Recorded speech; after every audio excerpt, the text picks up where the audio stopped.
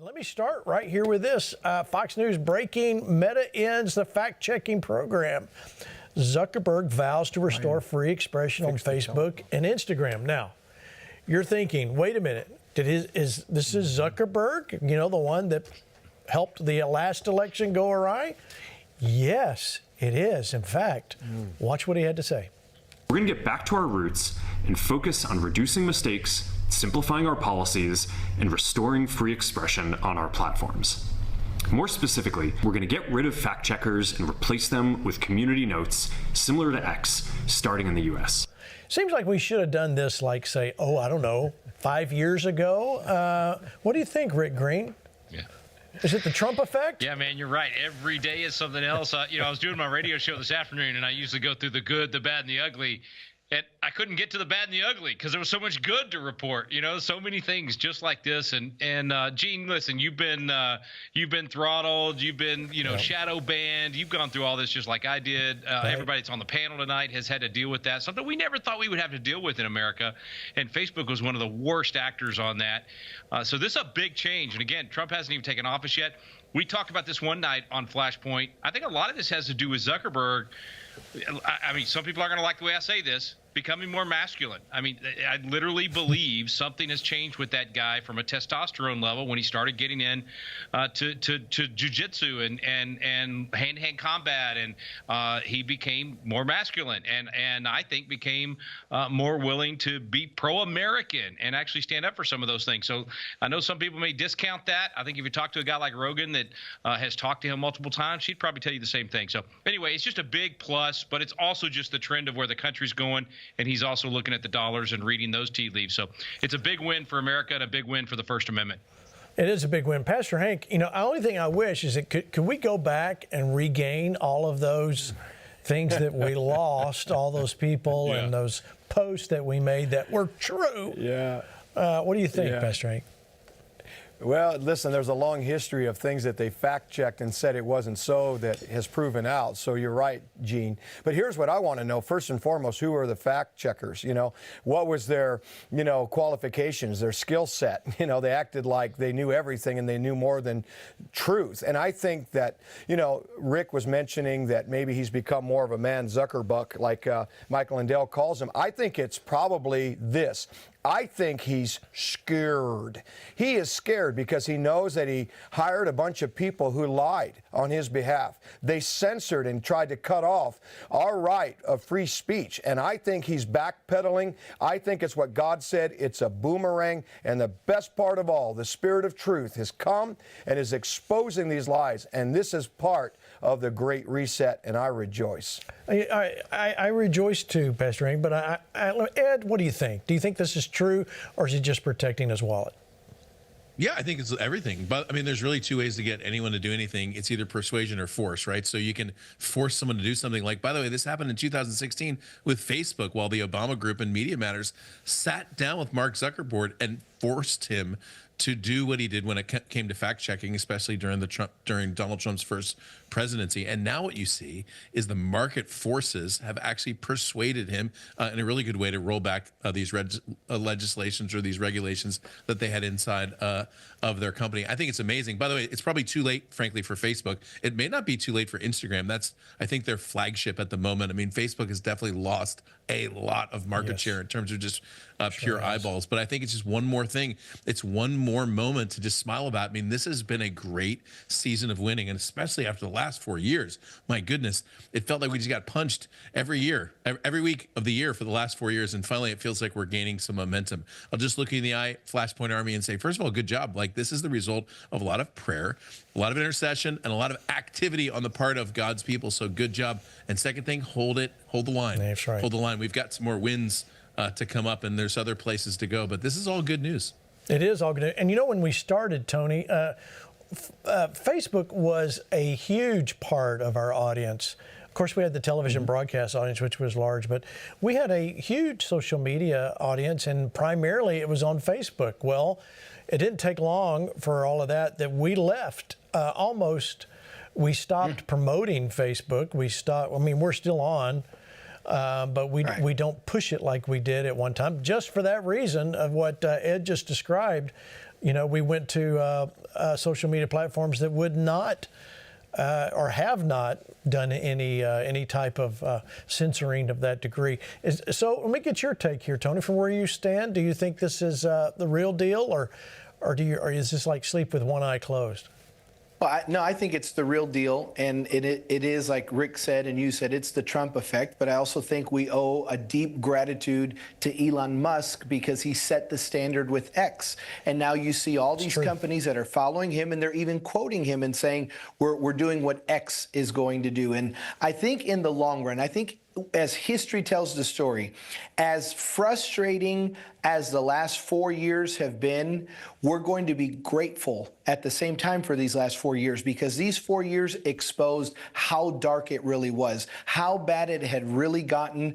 And again, as frustrating as it was for us to live through it, we'll be telling our grandchildren, our great-grandchildren, I was there. And we'll be able, I don't think we actually knew how bad it really was. But now it's been exposed, and not only is it exposed, it's been dealt with, and we'll be better for it long term. Without a doubt. And, you know, the people have lost trust, gentlemen, tonight on all of this. And, you know, and it really had nothing to do with your politics, whether you were left or right. It's like, if you're going to take me down, well, I'll just go somewhere where they won't take me down. And so a loss of trust has meant a loss of viewership, like Ed pointed out. They got a lot fewer eyeballs watching. X, on the other end, since, and it was a great point there, Tony, X is increasing. Elon, it's really back like never before because of the freedom to post as it is. But it's really interesting to watch what's happened in the media world. Now, this is where I live. This is where you guys, every one of you, are in the media world as well. Watch this clip. This is the diary of a CEO, Corey Sanchez, talking about new media. Now, pay attention to the numbers that she quotes in this. Watch. Article about CNN. This is fascinating. How many views do you think CNN got in prime time for 1 week, 3-hour segments every day, prime time for 1 week in May? What do you think? One show. One show, 3 hours for a week. The cumulative of 3-hour show. Correct. 5 million maybe? I don't know. 83,000. That's crazy. Lowest level of all time. Fox at the highest was 186,000. Think about what is happening right in front of us. The media is no longer actually reaching the masses because they've lost complete trust with them. In fact, 30-year-olds right now, for the first time ever, 30-year-olds have more trust in you, social media influencers, than they do the mainstream media. It's not the same for all age groups. But that is what I am seeing right in front of us, is we're like, show me what's real, because I do not trust puppets who parrot things from teleprompters. They know that you and I are having a real conversation. There's no teleprompter in sight. When you look at your notes, you look at your notes. It's real. And I think that is what I am realizing with our message. We have to be honest, because nobody trusts anybody right now. See, I'm looking at my notes. You know, no one's ever accused this show of being teleprompted, that's for sure. You know, so as we go down this, you know, with this new media that Cody Sanchez was talking about, apologies, Cody, I called you Corey. Let's kind of follow up on that, because every one of you guys are doing media that either you weren't doing 4 or 5 years ago, or you weren't doing as much as you're doing now. Tony, I mean, let's talk about that. You've got a new facility right there that you're building with media in mind. Talk about that. Well, let's talk about something else that's interesting in the last few weeks or last few months. The NFL put primetime games on Netflix. And the viewership was off the charts. And I know some of us have issues with NFL and things that they've stood for, but you're watching even, you know, sports that are now coming more towards social media or streaming platforms. And the beautiful thing of it is the church is already here, but we have to continue growing. I watched an old clip, I think it's mid-90s, of an old preacher named Fred Price talking about what he was paying for television in the 90s. And I thought, man, if Fred Price was alive today, to know what you could do with streaming. I mean, God has made things, now there's still a price to be paid, but it's nowhere in the spectrum of what it would have been 20, 30 years ago. God's given us technology, and all of this is for the propagation of the gospel around the world. And I think that's what we need to, what it all boils down to. Everything we're doing, what Rick's doing in Texas, Pastor Hank in Nebraska, Flashpoint, Victory, and then us here in Tennessee, this is all about making Jesus famous. It's fulfilling Matthew 24, that when the gospel is preached to every nation, then the end will come. And every time another person starts a gospel-centered podcast or builds a studio or starts, a program of any sort, we're just that much closer to seeing our Lord and Savior. Well, that's true. Good point. Good point. Pastor Hank, you kind of experienced a little bit of censoring over the years, which led to OVTV. Explain that. Mm-hmm. Well, exactly. I was praying one day because I got tired of every time I'd say something in my church to empower my congregation and the worldwide congregation that are gracious to come and listen to us every week. And I got tired of being censored by Facebook and the different ones. And so one day I was praying and the Lord spoke to me and he asked me a question. He said, why did I go many times and I would sit on a rock and preach? I would go out in a boat and preach in my home or another person's home? Is because he said in those places I was not censored like I was when I went into the tabernacle or the temple, excuse me. And so it dawned on me, raise up my own. And I'm telling you, we can't be censored. We can't be canceled. But to your point of your last clip, Gene, you know what's the real deal is? There's a difference between controlled speech and free speech.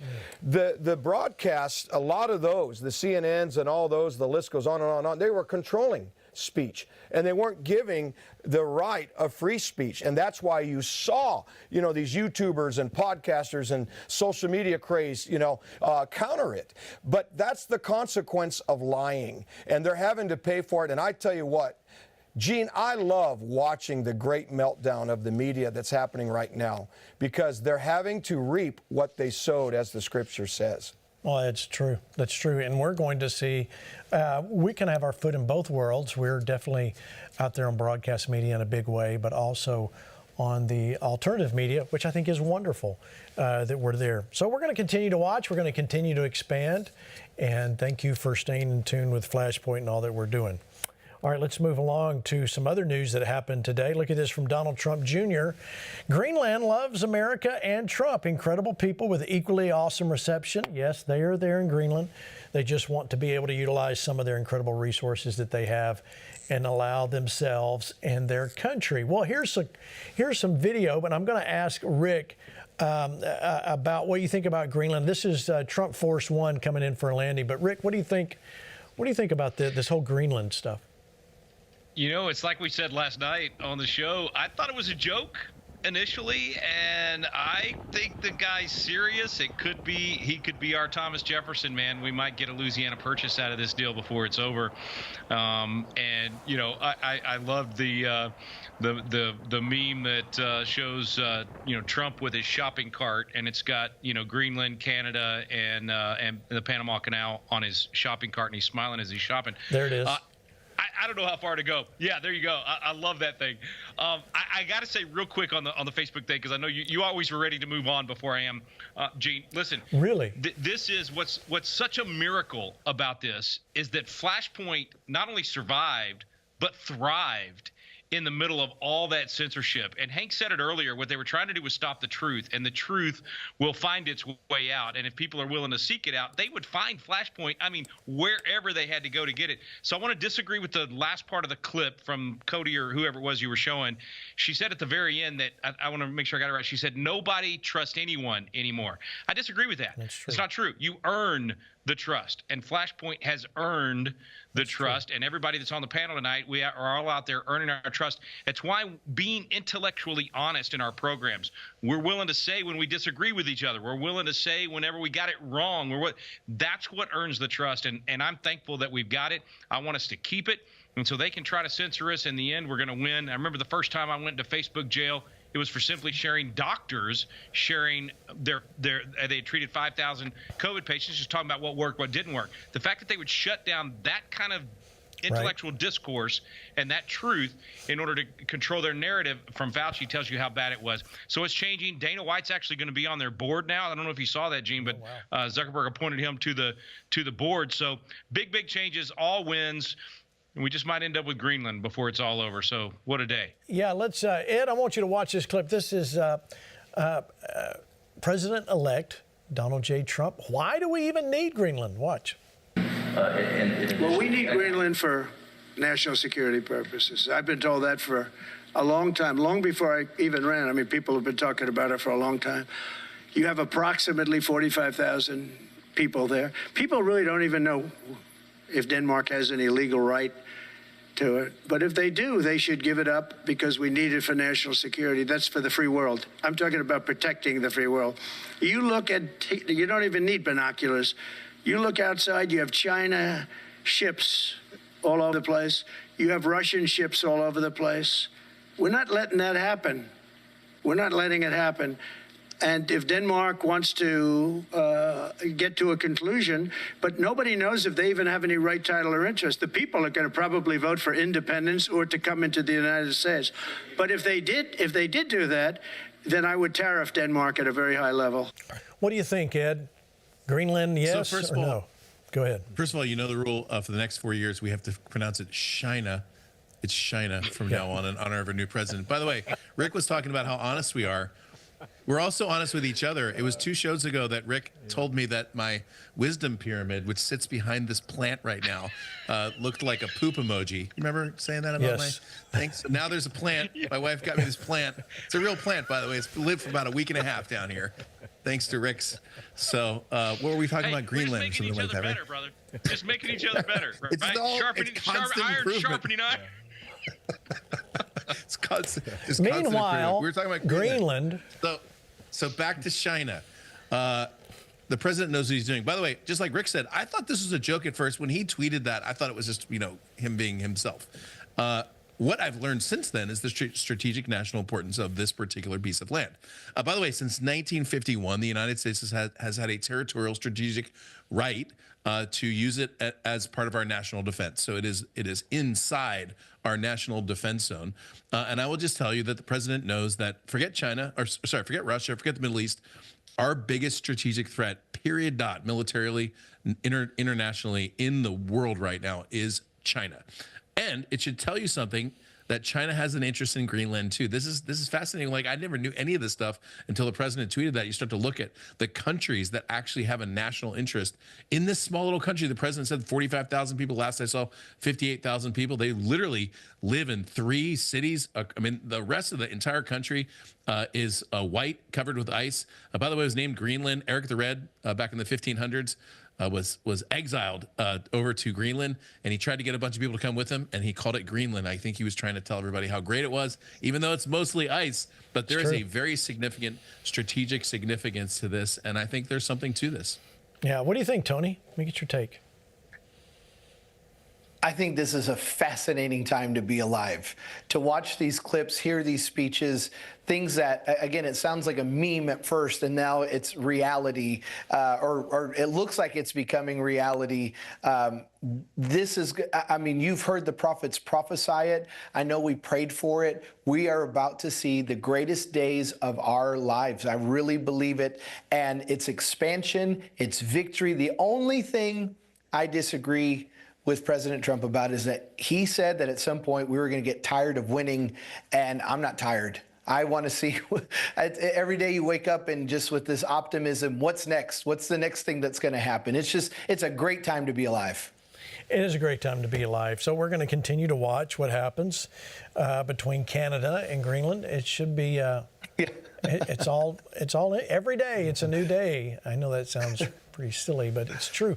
All right, speaking of what's happening offshore, let me show you this clip from Caroline Levy. This is her response to Joe Biden banning offshore drilling. Watch. This is a disgraceful decision by the Biden administration. And I say the administration because we all know Joe Biden doesn't know what's going on. This isn't him. This is the radical left environmental extremists in his administration who don't care about what's in the best interest of the American people who just reelected President Trump with a resounding mandate to drill, baby, drill. This decision, the intent behind it is to exact political revenge on the American people and on President Trump to try to slow down his administration and make it harder to implement the agenda that he campaigned on. But the good news is President Trump is going to get to work to day one. His administration will look at how we can rescind this radical order and expedite permits for drilling and for fracking to bring down the cost of living and energy in this country. That's what he campaigned on, and the American people can expect President Trump to deliver on that promise. He will not be deterred. He will not be deterred. Rick, let me ask you a question about this. So it's a presidential. He's going to sign an executive order. Well, we know how effective executive orders are from the last time when Joe Biden took office on day one. He started doing a whole new batch. Is this anything that we need to be concerned about? Is he just going to be able to redo this? What? Because it's an executive order, doesn't hold the water you would think it would, or the weight that you think it would carry. Yeah, quick lesson on this. We teach in all of our Constitution classes. There are constitutional executive orders, and then there are unconstitutional executive orders. It's constitutional if it's executing the law, which is the Article 2 duty of the president, executing the law that the Congress passed. And a lot of times they give a lot of wiggle room for what the president can do and how they're going to implement the law. So they do executive orders to make sure the bureaucracy, the fourth branch, is implementing it correctly. Something like this is literally creating a policy, doing something Congress has not told him to do, and should never give one person the authority to be able to take something like this off the table for the free market, for national security, for all the other reasons that you would want to drill. So Trump will, I fully expect him to just reverse it with an executive order. That's one thing you can do. It's kind of the tit for tat. That's why you don't really want to make law this way, because, every 4 years or 8 years, it would just go back and forth across the tennis court. And in this case, that's exactly what President Trump will do. He'll probably do this as much as anyone since, Calvin Coolidge, in terms of reversing the presidential orders of the president before him. And so I think he's going to show up on day one, guys, with a stack of reversing executive orders, but also a stack of good executive orders that are, in fact, constitutional, implementing and executing laws Congress has passed in the past that President Biden was refusing to actually implement, including, of course, sealing our border and building that wall. So, Rick, who takes care of all of that? That Trump's got a list of stuff right now that he's, like you said, he's with. Who handles getting all that together? Who does that? He's got a whole team of well-experienced attorneys that have come out of DOJ in the past, and others that have been in industry. They know exactly how these things need to be worded to do it right. He actually was ahead of the game even in 2016. It was one of the few areas that he actually was ahead of the game. Most of it, he was learning a lot, which is why I'm glad in the long run, all things work together for good for those who love the Lord, right? That he didn't win in 2020 because he's going in so much more prepared in 2024. But his level of preparation on these executive orders is going to shock people. The teams that are preparing this, and frankly have been working on this for well over a year, almost 2 years, they were looking to this day to prepare for it. And then, of course, from the time he actually won the election in November, just like a hockey stick curve, the preparation at that point. So anyway, there's a whole team preparing that. I think we're going to be very impressed at 12:01 on January 20th. All right, let me show you this from CNN and discussing Joe Biden and his mental fitness. Watch. Of course, to admit it now would be to effectively be admitting one of the biggest cover-ups in modern American political history. Democrat politicians lied. Democrat pundits lied. A lot of people who cover the White House looked the other way or believed absolute crap they were being fed by the White House press secretary. I'm not disagreeing. Cheap fakes. Yeah. So you think about the pantheon of people who were engaged in the lying, believing the lying, or the cover-up itself. To admit it now would be to say, you know what, America, we did try to pull the wool over your eyes and you weren't buying it. I mean, I guess I understand why keeping up the charade now to some degree, because to admit it now would be to admit this massive, huge cover-up. And it would also be to, kick a guy when he's down. I mean, I think we live in the real world. I mean, and this is politics. He's not going to throw Joe Biden all the way under the bus at this stage. Yeah, you know, I think if that debate hadn't happened, Joe Biden would have probably still been at the top of the ticket in November. But that debate was telling, and I think anybody who watched it, we all were shocked. We were all also very sad and hurt. I mean, it was hard to watch someone who I've worked for Me too. Be in that condition. I'll also say, I saw the president a month ago, and he's like, "Where you been all day?" You know, it's like, so. We have good days and bad days. Yeah. Okay, let me talk about this debate, because they talk about this debate like there was a sudden, revealing of his mental condition. I thought he did absolutely normal during his debate performance there back in the summer. So what was telling to me, Ed, in all of this was, as I think I was texting Rick at the time, as we were watching the response, as soon as the debate was over, how often all of these news media, they had already turned on Joe Biden. This was already done. They already had their talking points. They already had, so the fact his performance, while it wasn't stellar, that's correct, it wasn't a shock to anybody that's been watching all along. So to blame this on a debate performance, I think is wrong. I think this was just, the debate is what they wanted to have happen. If you remember, the debate was late in the evening. It was like 9 o'clock. I mean, he was set up for failure, and he actually did pretty good considering his mental state to do as well as he did. But this was a setup from the beginning. Or do you disagree? Let me get your take, Ed. You know, I think the one super interesting point, by the way, just coming out of that video, is the Scott Jennings phenomenon. So you have CNN, which has been historically way left-leaning, and they'll have a panel of 5 or 6 people, and every single person on the panel completely agrees with whatever leftist ideology is going down. And then all of a sudden, Scott Jennings shows up, who not only can speak the truth, but really knows how to bring it in the debate, and actually loops, Gene, back to our first discussion today about Facebook and the changes made in Facebook. CNN saw the writing on the wall. They lost viewership. They lost trust, frankly, even amongst their most faithful people, because they knew they were disparaging the party line.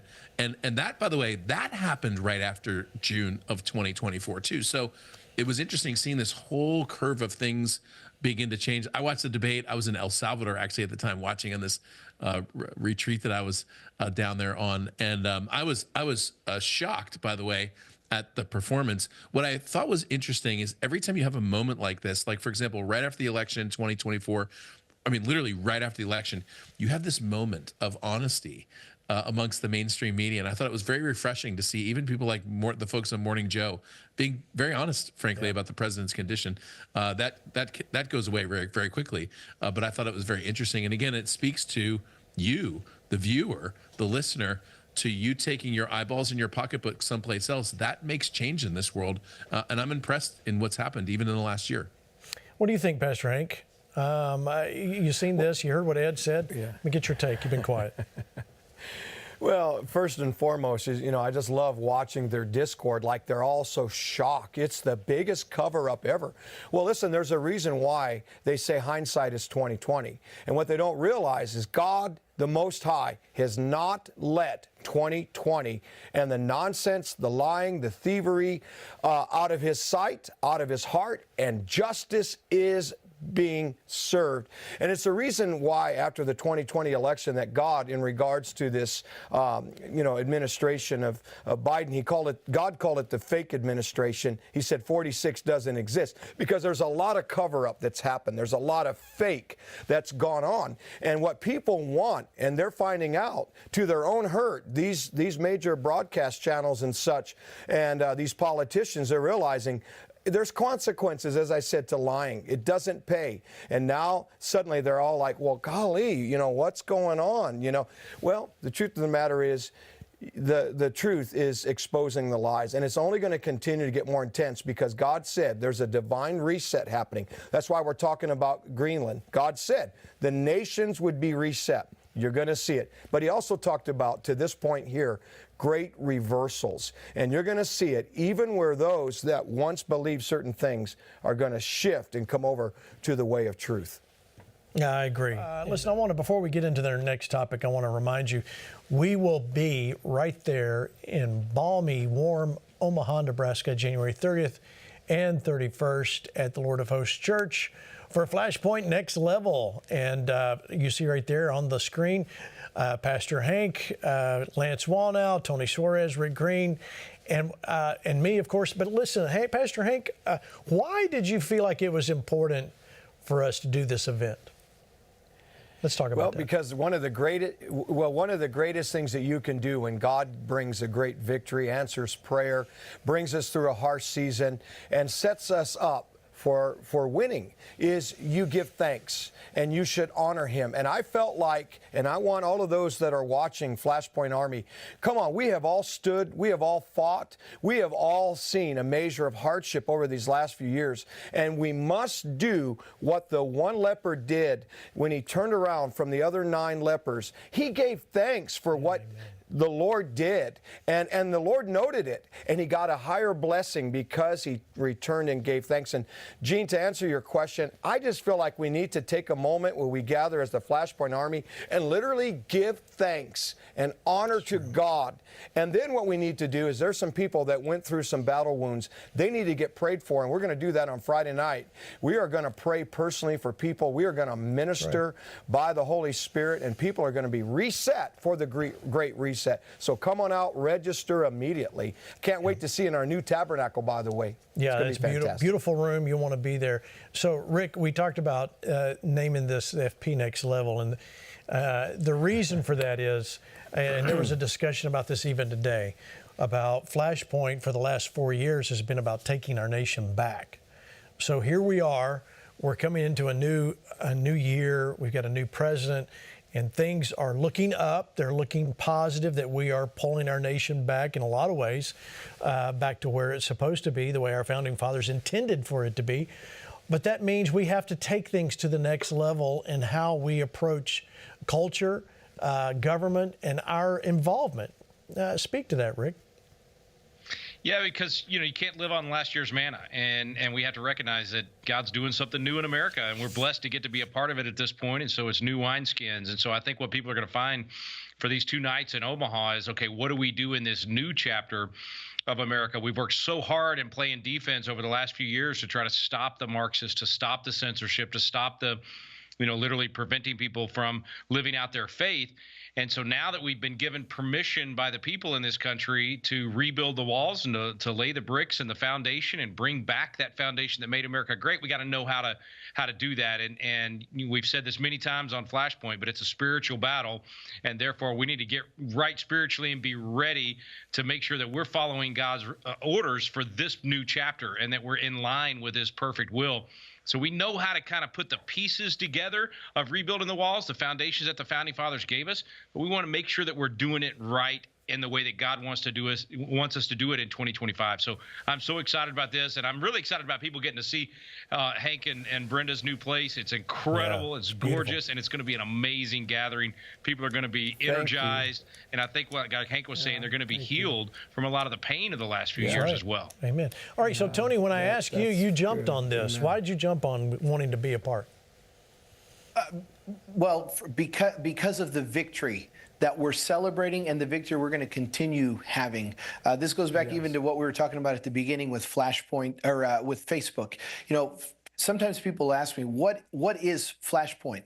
It's not a television program. It's a movement, and it's a movement that has gained the respect of the nation. I think some of the things that we've seen with CNN and other media is because they're respecting us. But what we need to do at this next level is prove that this is not an anomaly. This wasn't just a one-time thing. We're going to go from glory to glory, victory to victory. We're not satisfied just with this election.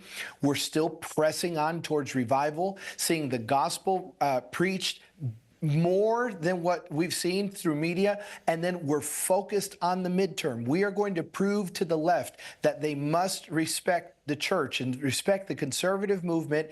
This isn't just a one-time victory. We continue going on. So when I heard about it, I said, absolutely, I want to support it. I want to be there. I want to celebrate in that beautiful tabernacle in Omaha on Sunday. I don't remember why it came to me in a sermon, but I called it the Taj Mahal of Nebraska. So everyone get to the Taj Mahal of Omaha to celebrate what the Lord is doing. I wouldn't have called it that because, well, anyway, yeah, Taj Mahal of Omaha. Moving right along. Moving It's right not along. on the teleprompter. Yeah, no, that's good. Yeah, read it off the prompter. So let me explain something. The guys will be there Thursday night, like Pastor Hank was saying, and we will cover a lot. We will celebrate. We will see what God's done. We'll talk about things that we need to be working on. That's the W word I was looking for. Things that we need to be working on and how we go to the next level in all of our lives, wherever we live. And then on Friday night, very special time, Pastor Hank and I are going to minister back to you personally. So I want to see, you'll be able to see me in a little bit different light. You recognize Pastor Hank in that light, but we get to spend some time ministering back to you. So I want to see you there. And so be a part. It's absolutely free. Just go register if you don't mind. Let us know you're coming. fpnextlevel.com. And you go, well, it's snow and it's cold up there. Listen, if there's snow, Omaha knows how to deal with the snow. Unlike the southern states where I'm from, they have the equipment to deal with it. So don't worry about that. It'll all be fine. And come join us right there in Omaha.